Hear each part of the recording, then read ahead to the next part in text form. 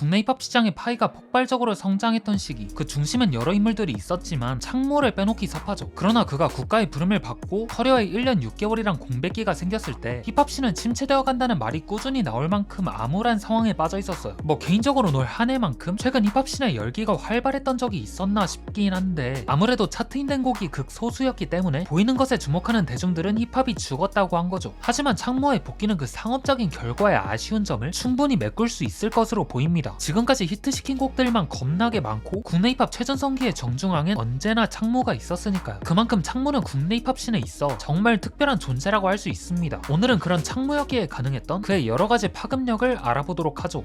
오토튠의 인식 변화.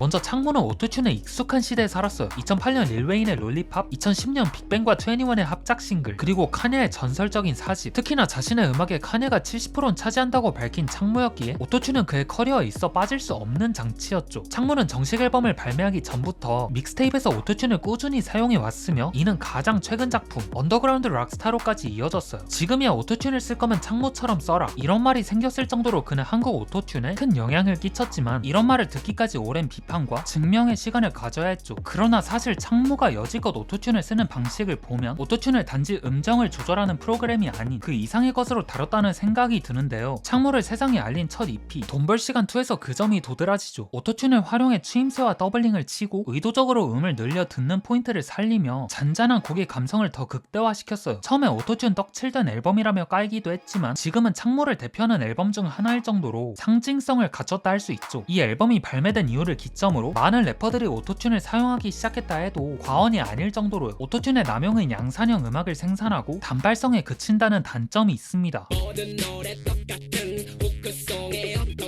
하지만 창모는 이 오토튠의 단점을 역이용해서 R&B 그루브를 지닌 피아노 멜로디 위에 담백한 목소리를 얹은 여전히 많은 사람들에게 사랑받는 띵곡 아름다워 같은 곡을 탄생시켰죠. 나에게는 크리스탈 혹은 별과 비슷한 빛을 가진 다이아몬드 럭셔리 땡 너를 못 가져 너를 못 안어 그댄 변함없이 아주 너무나도 아름다워. 솔직함. 창모하면 돈이란 키워드를 빼놓을 수 없습니다. 첫 믹스테이프부터 2장의 EP까지 창모는 돈에 대한 강한 집착을 보였죠. 근데 창모는 다른 래퍼들과 그 표현 방식이 달랐어요. 남들은 돈 자랑하기에 바쁘지만 창모는 돈 벌어, 이 말을 주구장창 썼죠. 이게 그럴만했던 게 돈이 없어 대학교를 포기하고 비닐하우스에서 오랜 시간을 보낸 창모였기에 돈에 꽁무니 쫓는 가사는 어떻게 보면 마땅한 처사였어요.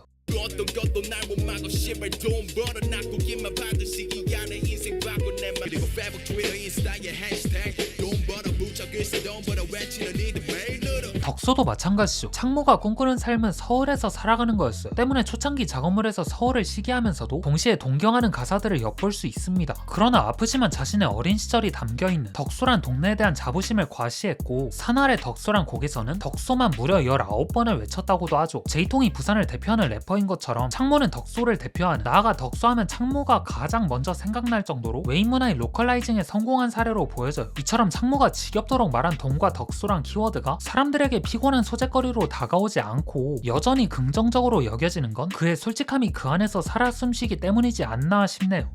주변인들 끌어주기. 창모는 아직 국내 힙합 오지라고 하기엔 활동 경력이 그리 길지 않은 편이죠. 대개 우리가 오지라고 부르는 세대들은 VJ 피타의 빌스텍스 같은 1세대부터 빈지노 더콰이어 리센스 박재범 같은 그 다음 세대의 인물들까지로 레인지를 정하잖아요. 근데 창모는 사실상 오지 반열에 오를 만한 커리어와 영향력을 갖고 있다고 봐도 무방하죠. 그것도 어떤 틀에 갇힌 음악이 아닌 본인이 추구하고자 하는 음악으로 평당과 대중 모두를 사로잡은 게 창모가 더 돋보이는 이유인 거예요. 비록 현재 창모가 한 레이블을 운영한다거나 어떤 단체의 리더로 한따까리 하고 있진 않지만 여러 단체곡, 개인 앨범, 피처링을 통해서 많은 이들에게 하입을 넣어주고 있죠. 대표적으로 닿는 순간에 참여한 폴 블랑코, 그리고 언더그라운드 락스타의 모든 참여진들이 그 예시예요. 신인들의 앨범 발매 샤라웃도 아끼지 않고요. 또 멀지 않은 미래엔 자신의 우상처럼 한 시대를 휘어잡는 그런 레이블을 세울 것으로도 보이네요. 실력의 발전 속도. 창모의 행보를 보면 한편의 성장만을 보는 것 같아요. 먼저 래퍼로서의 창모는 솔직히 첫 믹스테이프에서부터 큰 부족함이 없을 정도로 잘했어요. 믹스테이프라 믹싱의 상태가 훌륭하지 않았음에도 스피커로 뚫고 나오는 창모의 발성과 플로우는 시원하고 독창성이 깃들여 있었죠. 괜히 디플로우, 스윙스, 헉피 같은 계열의 래퍼들이 샤라웃한 게 아니란 걸 알 수 있어요. 그리고 무엇보다 프로듀싱의 발전 속도가 빨랐는데 초반엔 셀프 프로듀싱한 곡이 트랙리스트의 일부였다면 시간이 거듭할수록 직접 프로듀싱한 곡이 늘어갔고 나중엔 믹스 마스터링 같은 후반 작업에도 관여할 만큼 창모는 올라운더 아티스트로 거듭났죠. 어쩔 땐 블랙뮤직의 울타리에서 벗어난 아예 새로운 장르에서 그 실력을 드러내기도 했고요. 또한 대형 기획사에서의 작곡 의뢰, 신인 래퍼들의 프로듀싱 요청이 들어오면서 창모는 누구에게나 인정받는 래퍼에서 프로듀서의 위치까지 올라왔죠. 물론 이 성장 과정에서 분명 카니라는 창모한테 꼬리표처럼 따라오는 인물이 있지만 개인적으로 창모 같은 경우는 사운드의 레퍼런스에 적절한 사례로 보여져요. 딱 이 사람한테서 영향을 받았구나 하고 끝나는 선에서 말이죠.